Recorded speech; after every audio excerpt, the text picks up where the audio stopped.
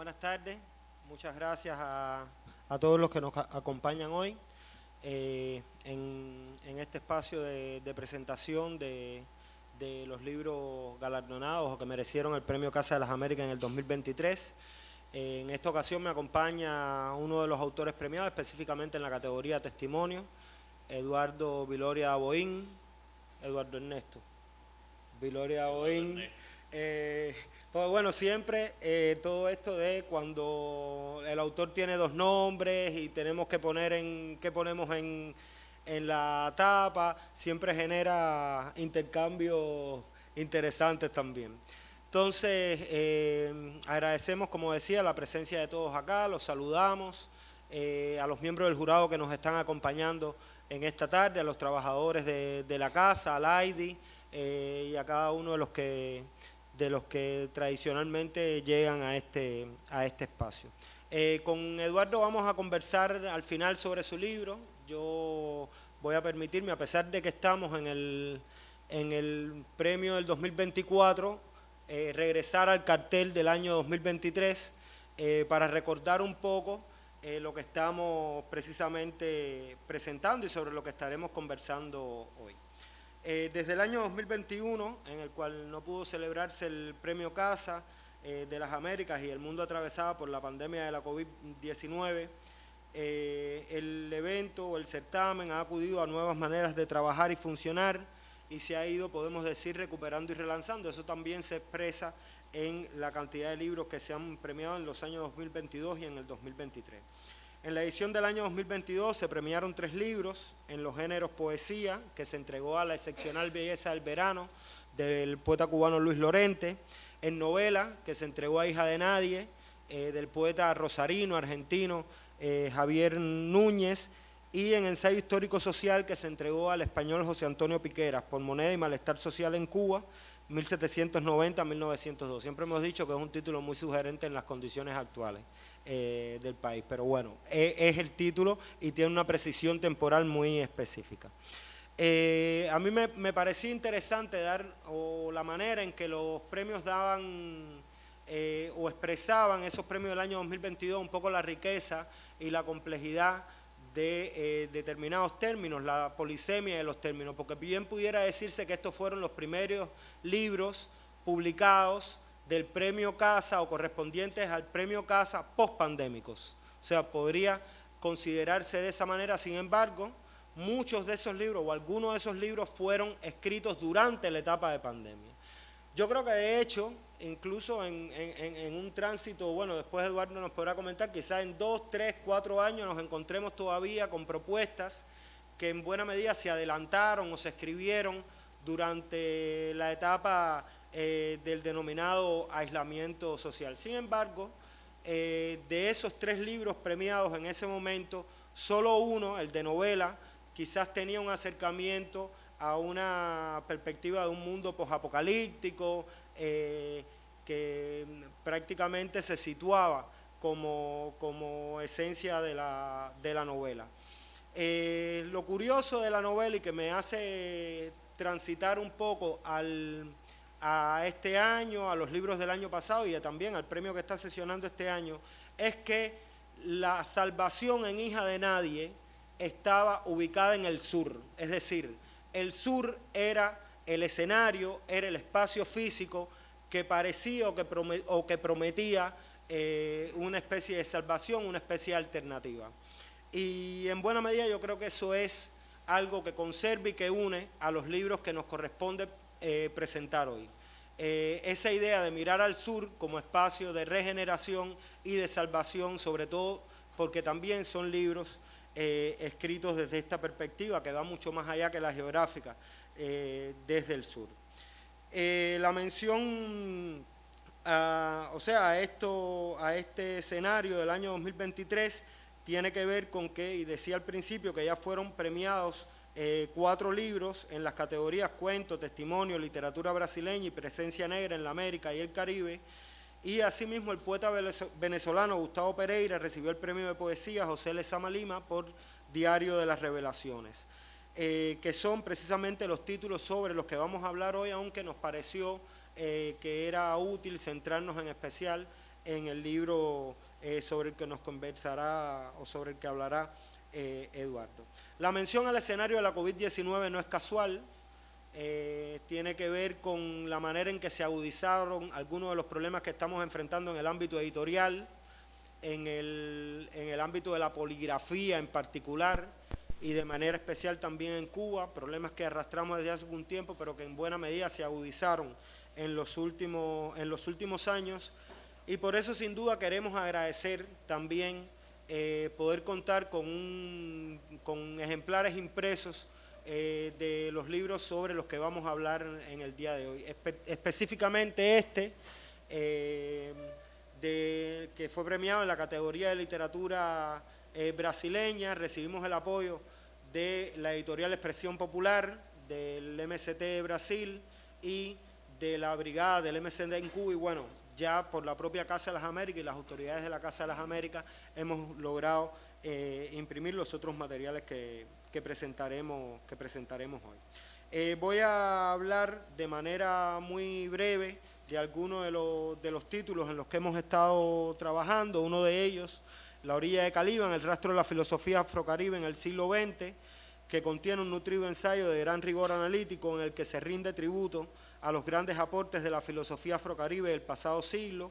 A lo largo de sus capítulos, son 5 capítulos, Las sombras de Caliban y el problema del pensamiento filosófico afrocaribe, El regreso de Caliban a su orilla y su devenir negro, negra, monstruo, el panafricanismo caribeño como política radical, Los leones de Jamaica, la filosofía profética Rastafari, y Liberando lo humano del humanismo euromoderno desde la orilla afrocaribe, se erigen en 5 maneras de contar una historia de dignidad a partir de acciones de humanización y liberación desde diferentes registros. Como estuvimos conversando con Jorge, su autor, Roberto Almanza Hernández, quien es antropólogo del Caribe colombiano, profesor asistente de la Facultad de Humanidades de la Universidad de Magdalena y director del Grupo de Investigación de Pensamiento Caribe, nos anunció que a finales, en la última semana de mayo, va a estar por acá, y nos parece muy oportuno, y es una de las cosas que queremos hacer, presentar también el libro en presencia del autor a partir de una solicitud que también nos hizo. Por otra parte, el premio de poesía José Lezama Lima 2023, como decía, fue entregado al venezolano Gustavo Pereira por su libro Diario de las Revelaciones. Pereira además pronunció las palabras de inauguración de las jornadas del premio Casa en la edición anterior. En palabras de Norberto Codina, el autor de Diario de las Revelaciones, nos motiva a concebir la escritura como algo al mismo tiempo íntimo y compartido, donde el tiempo remoto y el presente inmediato confluyen en el asombro y la complicidad del lector. Cada palabra del autor persigue la expresión y el ámbito en que él y el interlocutor desconocido, se pregunta desconocido, son cautivos de ese lenguaje, ese diálogo integrador y esa materia insurrecta que es su prosa poética, para contar la historia iluminada del nombre. Fue un gusto tremendo trabajar con este libro escrito, o sea, premiado con poesía, pero al mismo tiempo prosa poética y con una carga tremenda que me parece que se sintetiza muy bien con esta última línea, la manera en que cuenta la historia iluminada del hombre. Por otra parte, Todos somos islas, un libro que estamos buscando los ejemplares ahora mismo, así que lo tendremos al final cuando salgamos de esta presentación. Todos somos islas fue el volumen merecedor del Premio Casa 2023 en la categoría Cuento y constituye la primera obra publicada del joven autor colombiano Felipe Núñez Mestre. Ya hay momentos en que uno, cuando empieza a ver la fecha de nacimiento de determinados autores, entra en crisis. Este es uno de esos casos. Felipe nació en el año 1992, imagínense. No, y todavía a veces es más fuerte. Yo seleccioné para no sentirme tan alejado, pero puede ser peor. En 2014 se le otorgó el Premio Nacional de Cuento La Cueva y en 2018 el Premio Distrital de Cuento Ciudad de Bogotá. La obra recoge 9 relatos, todos situados en una misma ciudad sin nombre, atemporal, en la que, cual espejo, desfilan ante nuestros ojos los personajes.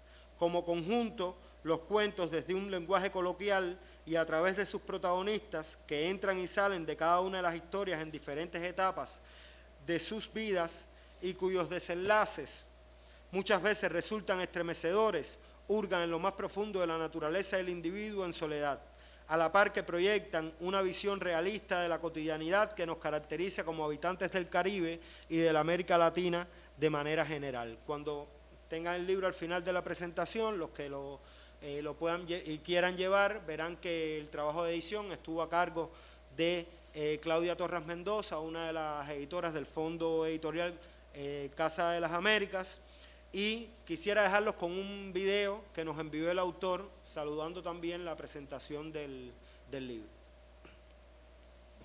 Hola a los miembros de Casa de las Américas, al jurado del premio, a los visitantes.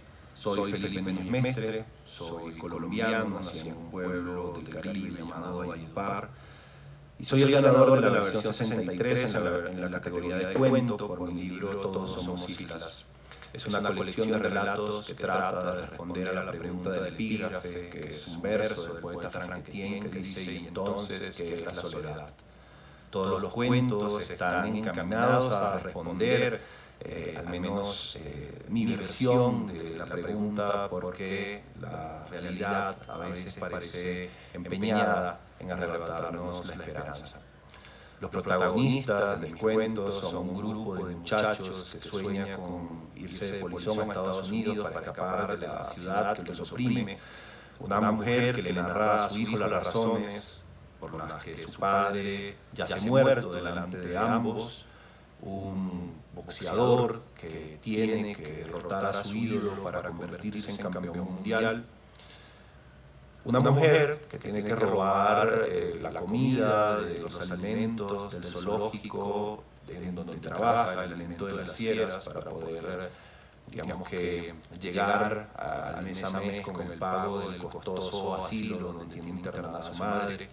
Una mujer ciega que es abandonada por su hermana, que decide casarse e irse de la ciudad con un misterioso director de cine.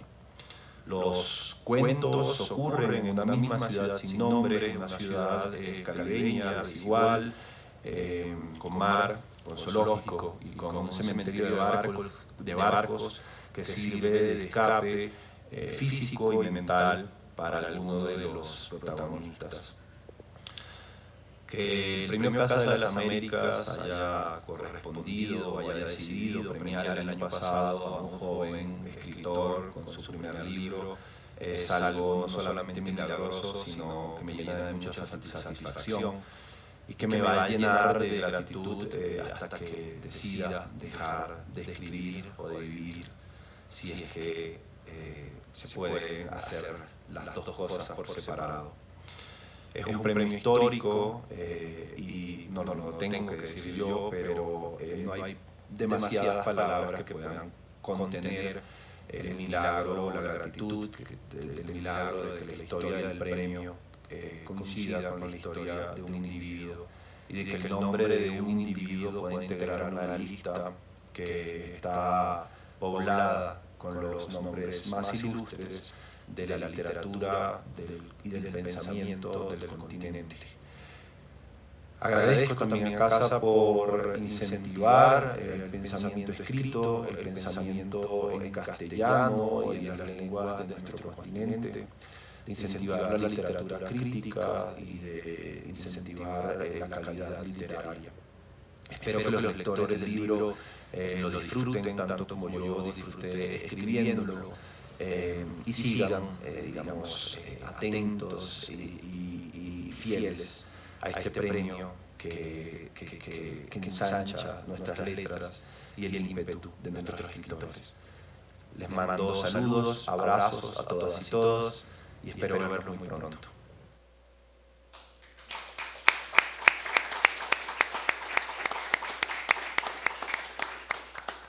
Bueno, con un escritor de 31 años, valores, bueno, 32, pero 31 cuando tuvo el Casa, creo que más o menos la misma edad del segundo Casa de Arturo.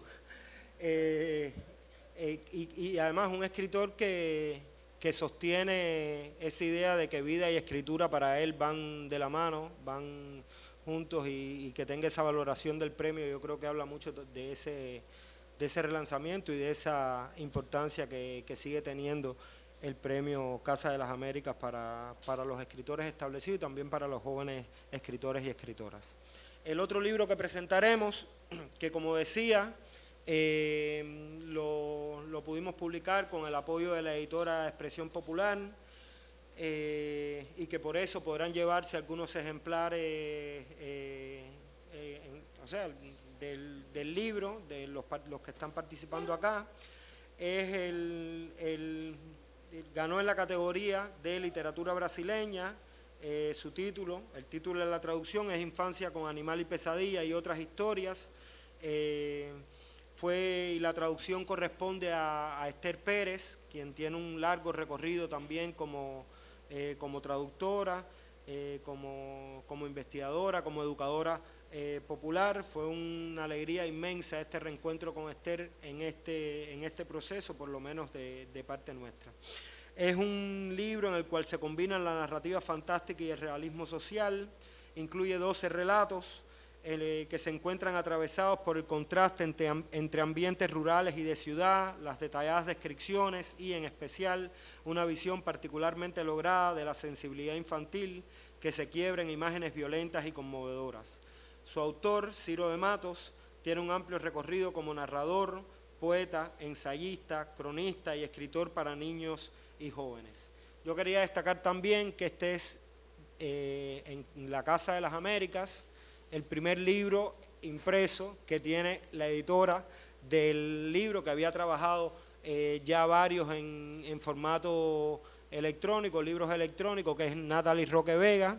Y bueno, también es parte de eso, es expresión de esos partos que no solamente son para los autores, sino también para todos los que nos dedicamos al proceso de edición, al proceso de trabajo con los títulos. Vamos a dejarlos también con un video enviado por Ciro de Matos. Iván.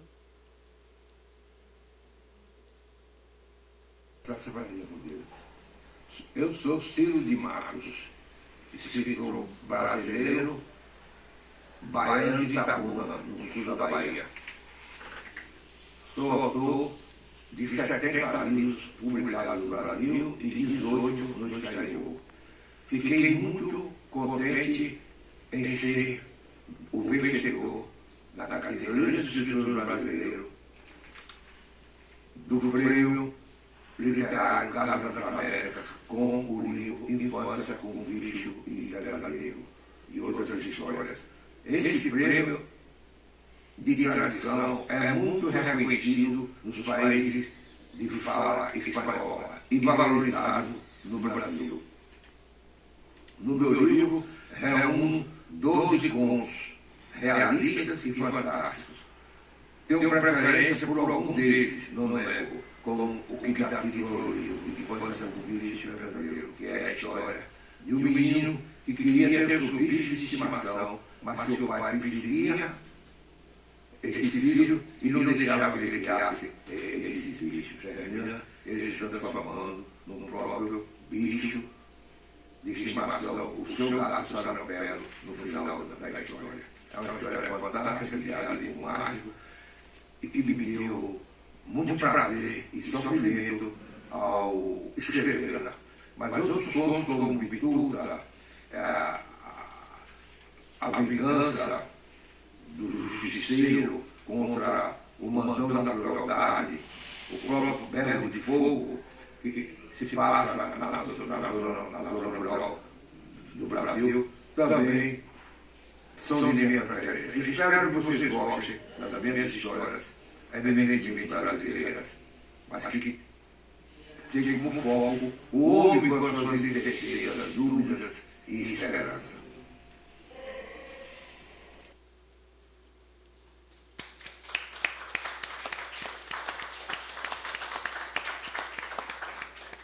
Bueno, llegamos al premio en la categoría Testimonio del año 2023.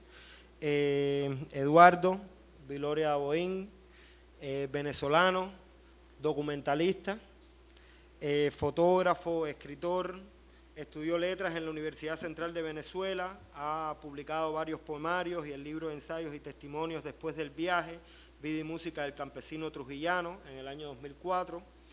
En el 2014 fue galardonado con el premio al mejor documental venezolano en el Festival Iberoamericano de Cine de Margarita por la película Hay alguien allí.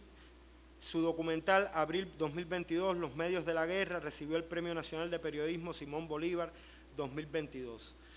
Y bueno, yo creo que hay mucho en diálogo con Suyín Morales, que se encuentra acá, que fue la editora del libro, con Ricardo Rafael Villares, que ha sido el diseñador de toda la colección y de cada uno de los libros que hemos mencionado acá. En diálogo con Suyín y con el propio Ricardo, cuando trabajábamos un poco las imágenes, el proceso de edición, se respiraba un poco casi que ese espíritu de documentalista en el libro, ¿no? Y ese espíritu y esa práctica de recopilar historias, porque sin dudas es un libro muy anclado a un escenario determinado y a un momento determinado de ese escenario en Venezuela. Yo traté de que Eduardo viera el libro cuando entrara acá, pero se me adelantó, pero bueno, pero bueno, no, quisiéramos que nos hablaras un poco de eso, un poco también de qué historias se cuentan, cuál es el momento y cuál es el escenario que describe y del que hablas en el libro. Bueno, buenas tardes.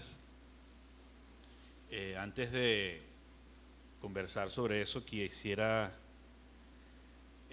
expresarles mi más profundo agradecimiento a Casa Las Américas, al jurado que premió el libro y a todos los que hicieron posible que pudiese imprimirse y que estuviera hoy el libro acá con nosotros. Es muy emocionante porque este es un libro en el que están las historias y la palabra.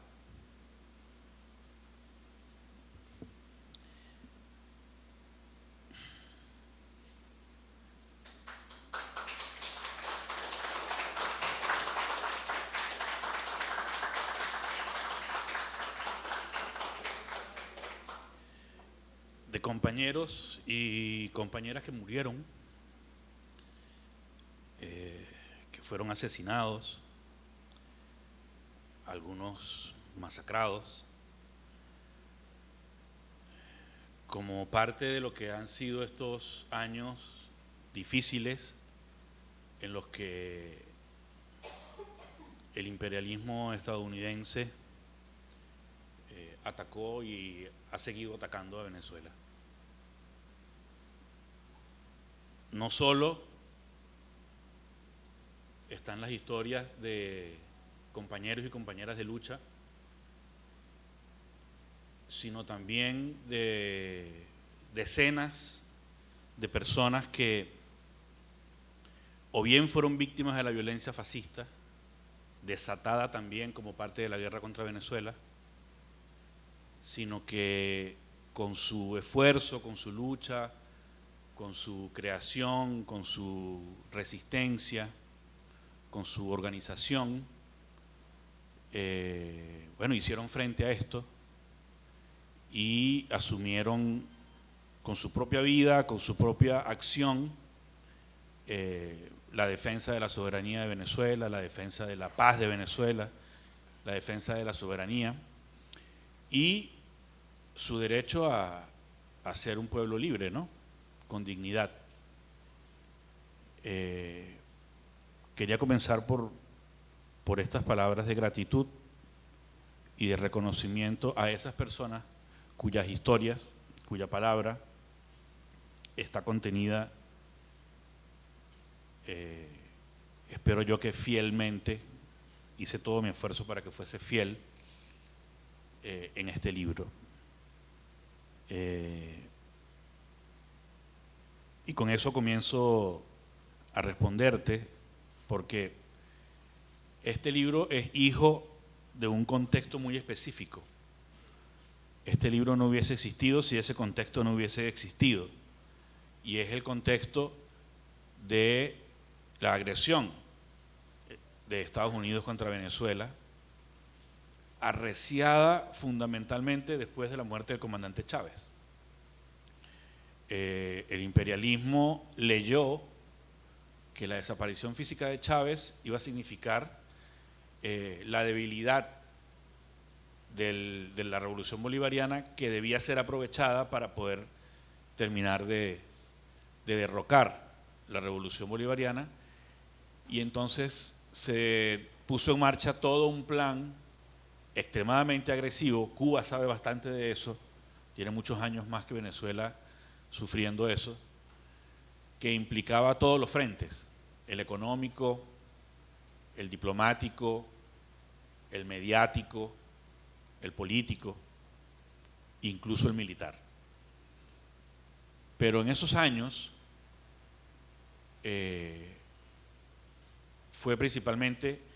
fueron dos principalmente las vertientes de ese plan que se desarrollaron. Me refiero a los años inmediatamente posteriores a la muerte de Chávez hasta alrededor de los años de la pandemia, un poco después, que fueron la vertiente de guerra económica y la vertiente de violencia política, de marcado signo fascista. Bueno, eso generó un conjunto de dificultades, de sufrimientos, de padecimientos para el pueblo venezolano, que son los que de alguna manera me movilizan para ir a documentar eso que estaba pasando. Ocurre que yo supongo que en todo proceso político y social de esas características terminan siempre imponiéndose dos relatos únicamente: el relato del enemigo, el relato del adversario, que en este caso es el imperialismo, con sus construcciones de mentiras, de manipulación, de siembra de odio, de búsqueda de objetivos de sufrimiento psicológico de esa población, porque es concebida la comunicación como uno más de los escenarios donde transcurre la guerra. Y el otro relato que se impone es el relato, digamos, del poder, el relato del gobierno oficial, el relato oficial del gobierno, perdón, que está defendiéndose. Entonces, en esa disputa de relatos suele perderse una parte muy importante del relato, que es la de la vida cotidiana, la de la vida de los individuos, de los hombres y de las mujeres, de las pequeñas historias, de los conflictos específicos que se dan en torno a luchas concretas, en territorios concretos, suelen desaparecer en el marco de esos dos grandes relatos que, digamos, son las dos verdades que están enfrentadas. Cuando yo me encontraba en Venezuela, en medio de esa disputa, era inevitable preguntarse por el tercer relato, por ese otro relato que no estaba siendo contado y que, siendo venezolano, siendo ciudadano venezolano, estaba viviendo también. Entonces eso hace que en ese ejercicio que ya era un hábito en mi vida, que es el de documentar, por aquello del cine documental, ir a buscar esas historias, ir a ponerse de lado desde una actitud militante y comprometida con esas historias, con esos colectivos, con esos espacios, con esa gente que estaba dando una lucha cotidiana en distintas áreas para sostener las conquistas, por ejemplo, de la democracia participativa y popular que se había estado construyendo en los espacios de las comunas, por ejemplo, para defender y profundizar las conquistas que se habían dado en materia de lucha por la tierra y de democratización de la tierra en los sectores campesinos, y así por el estilo otras, ¿no? La lucha cotidiana por la comida, por obtener alimentos en un contexto de desabastecimiento y escasez inducido, de hiperinflación inducida con una guerra y un ataque a la moneda perpetrada desde Miami y desde Bogotá. Recordemos que en ese entonces el gobierno colombiano era un gobierno pro-yanqui, que era el gobierno de Uribe, y después el de Duque. No había llegado Petro todavía al poder.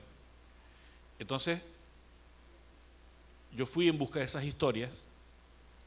Eso implicó, de alguna manera, acompañar esas luchas también, porque creo yo que es éticamente imposible acercarse a esos espacios de lucha y solamente ir a obtener historias y a contarlas y después a ganarse un premio, ¿no?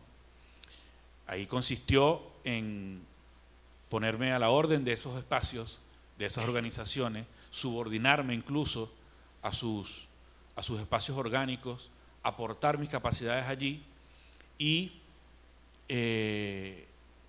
visibilizarlas periodísticamente en su momento, a través de los pequeños medios de comunicación alternativos, comunitarios, que podíamos tener a la mano, porque insisto, eran luchas, eran cosas que ocurrían que no estaban en los grandes relatos, ni de los medios nacionales, públicos, ni tampoco de los medios, mucho menos de los medios privados. Entonces, eso hizo que el libro fuese prácticamente imponiéndose por el mismo contexto que estaba buscando contar. Porque en un principio el objetivo era hacer una película. Todo lo que está contado acá está filmado y o fotografiado. Entonces el objetivo inicial era con ese material ir a hacer una película. Pero resulta que lo que iba documentando tenía tanto carácter de urgencia, su difusión, que no había tiempo de comenzar a trabajar en una película, ni de pensar en una película, sino que lo que urgía era comunicarlo, porque se trataba de salvarle la vida a un campesino que estaba siendo amenazado de muerte por un sicario, o de liberar a unos campesinos que estaban siendo apresados injustamente por el poder corrupto de un terrateniente local en un estado específico, en conchupancia con autoridades corruptas del Ministerio de Tierras, por ejemplo. Entonces, contar esa historia rápidamente, de forma urgente, sin mayores cuidados formales, ni estilísticos, ni estéticos, era una urgencia en ese momento y era imperioso hacerlo para poder salvar la vida de esa persona o intentar salvarla. Algunas veces se pudo, otras veces no. O para lograr la liberación de algún campesino o algún grupo de campesinos que había sido detenido injustamente. Eso siempre se logró. Cada vez que logramos visibilizar suficientemente alguna de esas detenciones, lográbamos que fueran finalmente liberados. Entonces, eso hizo que progresivamente abandonase la idea de la película o fuese quedando de lado. Hasta que terminó imponiéndose la idea de un libro, cuando incluso ya años después, con terabytes y terabytes y terabytes de material acumulado, no había manera de hacer la película, no había recursos para hacer la película, no había capacidad de juntar un equipo de compañeros para poder terminar esa película. Entonces apareció providencialmente la frase de Rodolfo Walsh, que decía que una máquina de escribir era suficiente para mover a la gente, para mover a las conciencias. Entonces, cuando tomó la decisión de partir de ese material filmado para hacer y convertir eso en libro, convertir eso en literatura. Esa, digamos, es como que el libro surge de un fracaso, ¿no? Fracasa esa idea de la película, pero cobra fuerza y cobra vida esta otra idea del libro. Y luego hay muchas cosas, ¿no?, que entran luego en juego, porque esa predominancia, por decirlo de algún modo, de dos relatos, el relato oficial y el relato enemigo, implicaba e implica todavía mucha más fuerza, mucha más contundencia por parte del relato enemigo, porque tiene más poder económico, porque tiene más desarrollo tecnológico, porque tiene muchos más recursos a la mano para eso. Basta con mirar el complejo industrial de entretenimiento occidental conformado por los grandes medios de Estados Unidos, de Europa, Hollywood y todo esto, para calcular un poquito cuál es ese poderío. Entonces, empieza uno a ver que esta parte de nuestra historia está siendo contada, no está siendo contada por nosotros, al menos en Venezuela era así. Salvo un libro que yo puedo recordar en este momento, quizás me esté equivocando, pero hasta donde yo he podido conocer, un solo libro toca el tema, por ejemplo, de la violencia fascista en Venezuela estos años. Una novela que lo aborda desde una lógica más, es una novela más de onda policial, ficcional, pero basada en hechos reales, pero por ningún lado conseguíamos, quienes lo quisiéramos buscar, libros de literatura, novelas, cuentos en los cuales esta cotidianidad, estos años recientes, estos hechos recientes de nuestra vida estuvieran siendo contados, excepto por eso que llaman la diáspora venezolana en Europa o en Estados Unidos, que fue fundamentalmente en su principio la clase alta y la clase media la que se fue de Venezuela, en donde había muchos jóvenes escritores muy buenos y muy talentosos que se dedicaron a escribir su versión, apoyada por las grandes editoriales españolas como Seix Barral, como Alfaguara, como Siglo XXI, por premios importantes incluso, por fundaciones e instituciones en España, para que pudiesen cómodamente desde España escribir estas historias que eran una versión, si no falsa, al menos extremadamente parcial de lo que estaba ocurriendo en Venezuela. Y la voz de nuestras mayorías, la voz de nuestros pueblos, la voz de los campesinos, la voz de la gente de a pie que estaba sufriendo la guerra económica, que estaba sufriendo la violencia fascista, no estaba por ninguna parte. Incluso el año pasado se estrenó una infame película que se llama Simón, que además le ponen al héroe le ponen el nombre de Simón Bolívar, que es la historia de un guarimbero, lo llamamos nosotros, que eran los jóvenes que protagonizaron las protestas artificiales que se hicieron en Venezuela en el 2014 y en el 2017, que eran protestas fascistas en la calle, en las cuales, por ejemplo, se llegó a la atrocidad de matar, de quemar vivas 26 personas, porque parecían chavistas, es decir, parecían como cualquiera de nosotros, personas mestizas, de piel oscura. A eso llegó ese fascismo. Bueno, ese personaje, ese joven, es icónicamente representado en esa película que se llama Simón, que es un héroe que lucha por la libertad y por la democracia de Venezuela en contra de una tiranía. Es una película de ficción realizada con todo el dinero del mundo, financiada desde Estados Unidos, pero no existe la contracara.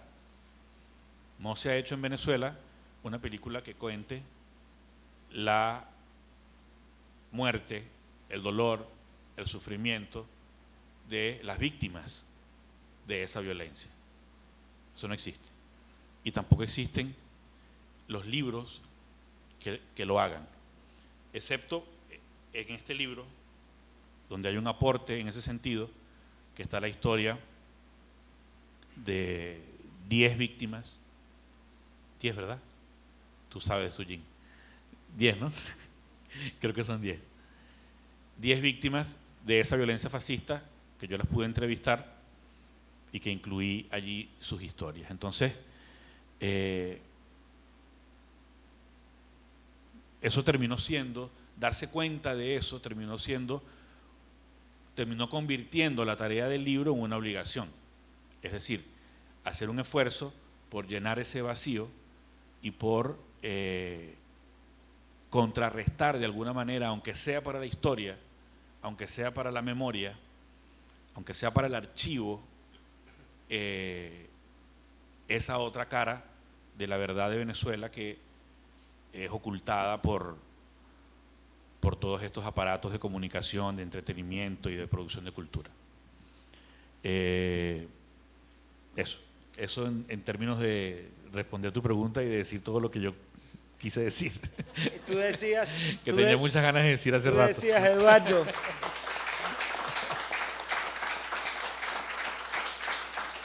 Decías, Eduardo, que, o sea, que el libro surge cuando abandonas la idea de hacer un documental, una producción cinematográfica, pero la idea o los códigos de la producción cinematográfica no abandonan el libro. Es una cosa bastante interesante, ¿no? De hecho, en lo formal, cuando uno abre el libro, se da cuenta que hay... momentos, los epígrafes empiezan con secuencia y bueno, está el uso de los colores en esa secuencia. Por ahí está Ricardo, tuvimos que trabajar bastante con los colores, con los 3 cuadros en fondo negro y en blanco, que un poco que también entiendo que da la idea de luto, y yo creo que también hay una implicación personal en eso. No sé si quisieras comentarnos un poco sobre esto que te decía, y yo creo que también nos gustaría quizás oír algún fragmento de esa historia. Sí, antes de responderte, quiero también expresar mi profunda gratitud con Sujin, que está por allá calladita, que fue la editora del libro, que hizo un trabajo maravilloso.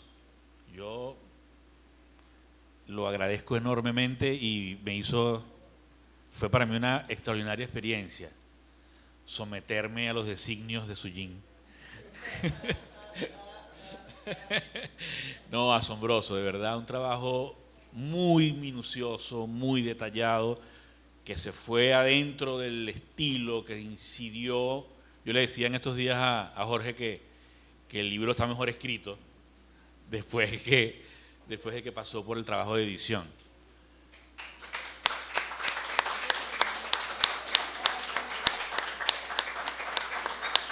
Creo que eso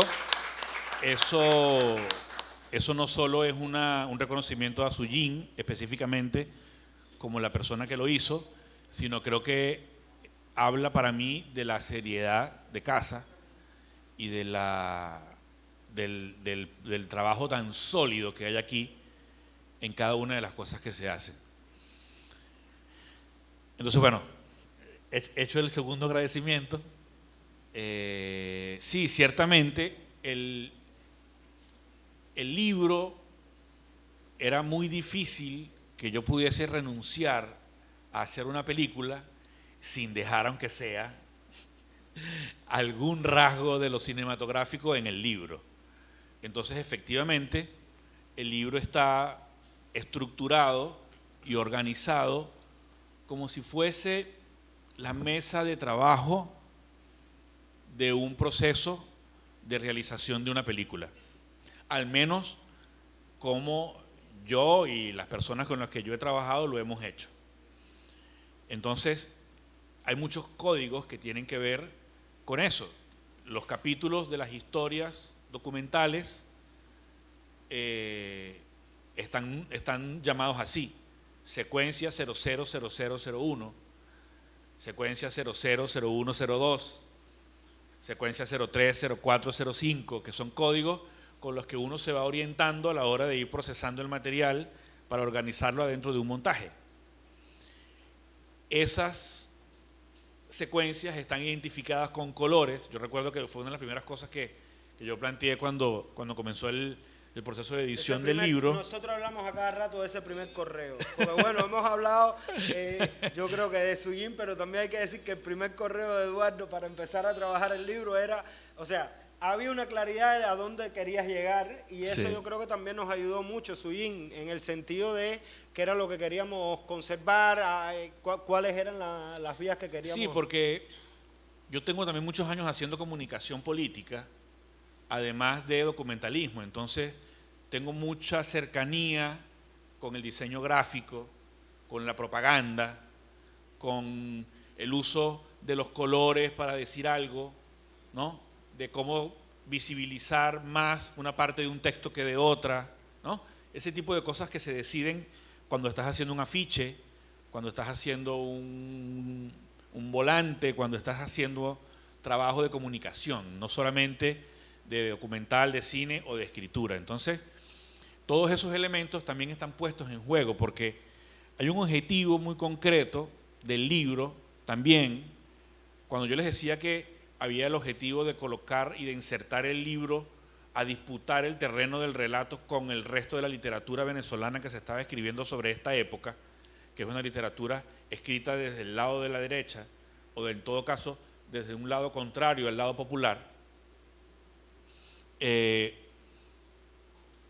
con ese propósito está también el propósito de que el libro no sea un libro meramente informativo, es decir, que no sea un libro netamente periodístico, sin nada en contra del periodismo, pero con la confianza, la certeza de que cuando se hace literatura, todo esto que tiene que ver con lo estético, con el trabajo sensible sobre el lenguaje, que busca no solo informar, sino emocionar también, hay posibilidades de que aquello que estás contando llegue de una manera más profunda y la comprensión de eso pueda incluso ser, digamos, ablandada por la emoción, por la sensibilidad. Entonces, al decidir escribir literatura y darle una fuerte carga poética incluso a los textos, está ese objetivo allí. Y junto con eso, todos los otros elementos propios del diseño gráfico y tipográfico que también ayudan a que visualmente el texto sea, digamos, más potable, más digerible, más comprensible incluso algunos de sus sentidos cuando son expresados desde lo tipográfico o desde el color. Entonces, cada una de estas secuencias no solamente orientan al lector para ubicarse en relación con cada historia, porque las historias están intercaladas. Uno se consigue un capítulo de una historia en la página 30 y su continuidad está en la página 80, ¿no? Pero para poderlos entonces ubicar, tú sabes que es la historia verde, que es la historia roja, que es la historia naranja, que es la historia gris, pero también cada uno de esos colores tiene que ver con el tema. Entonces las historias grises son las historias donde hay más luto, que son las historias de muerte. Las historias que tienen verde son las que están más marcadas por la lucha por la tierra. Las historias que tienen el color morado es donde hay mayor presencia de mujeres luchadoras. Y así por el estilo, los colores también van determinando entonces eso. Y no solo ese elemento, sino el elemento también del rec y el stop, ¿no? Todo lo que son testimonios textuales está precedido por un rec y finalizado con un stop, ¿no? Que marca el inicio y el final del testimonio con un recurso, digamos, visual, gráfico, que también ayuda a que sea así, y creo que la letra está en cursiva después de esos textos, ¿no? Entonces, un poco tratando también de que el libro, que es un libro duro, que es un libro difícil por el tema, que puede ser un libro pesado, al haber apelado entonces a todos estos recursos, puede hacer un poco más digerible su proceso de lectura y suavizar un poco también todo el sufrimiento, la muerte y el dolor que está presente en todos los textos. Además, allí hay un elemento, digamos, de índole personal, y es que el libro es un homenaje también a un gran amigo, que es Mar Villá, que murió también recientemente. No murió a causa de la violencia fascista, por suerte, pero bueno, murió a fin de cuentas, murió de un tumor. Es uno de los compañeros con los que yo hice muchos documentales. Entonces la película, el libro, lo que estructura el libro es el esfuerzo de él y yo de intentar hacer la película sin conseguirlo. Que también es una forma en la cual lo afectivo lo sensible personal también entra en juego y creo yo que bueno, era una de las formas de no dejar de hacer una película, aunque estuviera dejando de hacer una película. Bueno, tenemos una mesa a continuación de esto. Tenemos una mesa a continuación de esto. No sé si quizá... ¿Leemos un pedacito? Un pedacito. Dale. A ver, uno que sea así bien doloroso. No, a ver.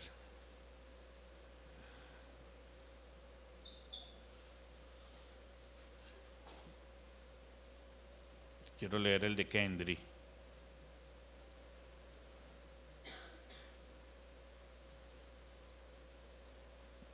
Primera vez que lo tengo en las manos, entonces no sé.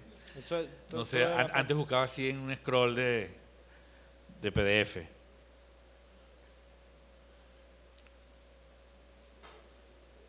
Ajá, ya me ubiqué. Kendry. Pero este es Kendry 2. Sí, vamos a buscar Kendry 1. Kendry, para irles contando antes de leerlo, es un joven de 15 años que fue asesinado por el sicariato terrateniente en una zona de Venezuela que se llama Sur del Lago de Maracaibo, donde la lucha por la tierra ha sido el territorio más violento. Es una zona fronteriza con Colombia. Buena parte de la violencia que existe ahí en esa zona tiene que ver con el traslado de la violencia política y paramilitar y narcoparamilitar y todas esas complejidades del conflicto armado en Colombia que se han desplazado hacia Venezuela. Entonces, en esa zona el paramilitarismo está al servicio de los terratenientes y Kendry fue asesinado a los 16 años como una forma de afectar a su padre, que era un dirigente político, social, campesino de esa zona. Luego de reiteradas amenazas, ante el hecho de que el colectivo campesino no se detenía en la lucha por una tierra específica, terminan asesinando al muchacho. Yo estuve ahí en su velorio y en su entierro y en los días posteriores a su asesinato, y pude, bueno, estar presente en ese momento, acompañando también allí ese sufrimiento. Esta secuencia es gris. El título es Secuencia 000501. Kendry. A 2 pasos del asfalto, junto a las raíces de una ceiba enorme, está levemente enterrado, a modo de florero, 2 potes de plástico que antes fueron recipientes de alguna marca de pintura. Uno está vacío y el otro contiene una hoja de palma y una espiga roja de bromelia. Alrededor, un trozo de tierra deshierbada y apisonada, demarcada por una circunferencia hecha de pequeñas piedras. Sobre el círculo, algunas hojas secas, y en el centro, como ensanchándose hacia sus extremos o queriendo ser más que solo madera muerta clavada en el suelo, los brazos de una cruz pintada de blanco en la que puede leerse, con letras y números azules, Kendry Márquez, 22 de abril 2002, 19 de septiembre 2018. Así está consagrado el sitio del asesinato. Un año después de la fecha final escrita en la cruz, una foto recoge la imagen y fija en el encuadre esa suerte de nicho, de altar a orilla de la carretera. Aunque de escasa circulación en medios y en redes sociales, la foto y lo fotografiado son crudo intento de salvación contra el olvido y la injusticia. Lo encontré tirado al final del camino que acababa de abrir la moto en el monte cuando derrapó después de que le tiraron el tiro. Recuerdo que el aire olía a gasolina cuando agarré el cuerpo y vi la herida en el centro del pecho. El olor me hizo reaccionar y mirar alrededor, y vi la moto patas arriba, más allá, metida en el monte. Después fue que le miré otra vez el cuerpo y metí los dedos por la herida desde la espalda y vi cómo salían por el pecho. El hueco que hizo la bala lo atravesó por completo. Jamás había visto cómo queda el cadáver de alguien cuando lo matan de un tiro. Es decir, jamás había visto un cuerpo con un tiro. Aníbal repite una y otra vez que pudo meter 2 dedos en el hueco hecho por la bala y que el hueco atravesaba por completo el cuerpo. Termina una frase y vuelve a decirlo. Avanza en su cuento, responde una pregunta, agrega algún detalle y se calla largo rato. Después vuelve a llegar a lo mismo y ahí se queda, como preso o dormido.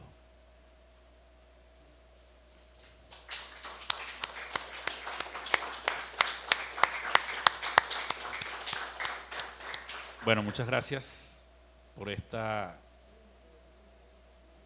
no sé cómo llamarlo, por esta maravilla de tener esto acá. Gracias a ti, Eduardo, gracias a todos los que han estado. Más, tenemos también Todos Somos Isla, así que muchísimas gracias. Esto es casi que, o sea, dramatúrgicamente lo que habría que hacer es tocarlo y soltarlo porque está, exacto, pero bueno. Pero bueno, muchas gracias por acompañarnos, muchas gracias a Eduardo por estar y por compartir este espacio y estas historias que son propias con nosotros. Muchas gracias.